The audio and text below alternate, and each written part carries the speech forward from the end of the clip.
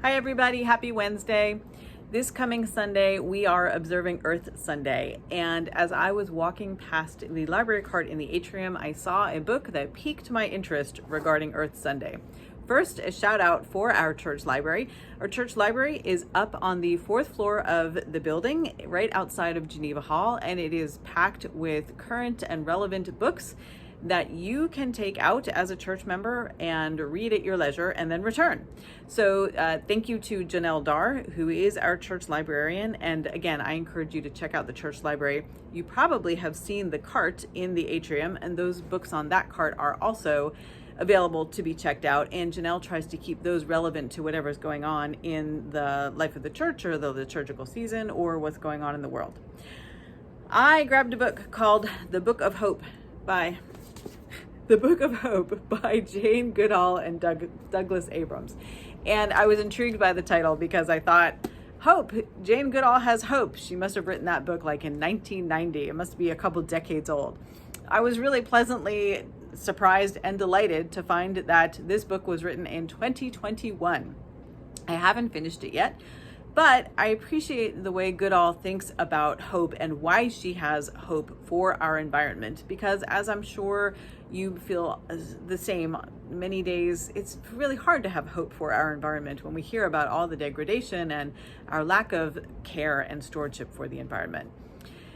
Goodall also spends time thinking about the difference between optimism and idealism and hope, just briefly in the beginning of the book, but she dismisses just simple optimism as Pollyanna avoidance. Optimism makes us go, things will be okay, and then just go on about our daily business.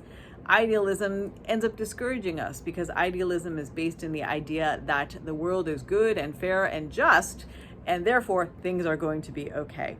So she also dismisses that.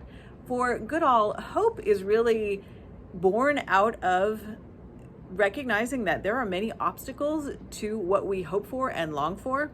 And so for Goodall, hope is very much tied to action, that we have hope because we are people who have the capacity to act.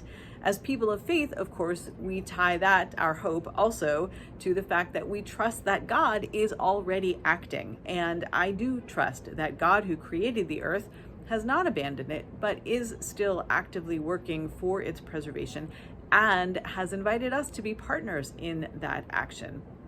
For Goodall, hope is also catching, inspiring. When you meet people who are hopeful and who are acting on that hope, it enables those around them to be encouraged and inspired and to join in action.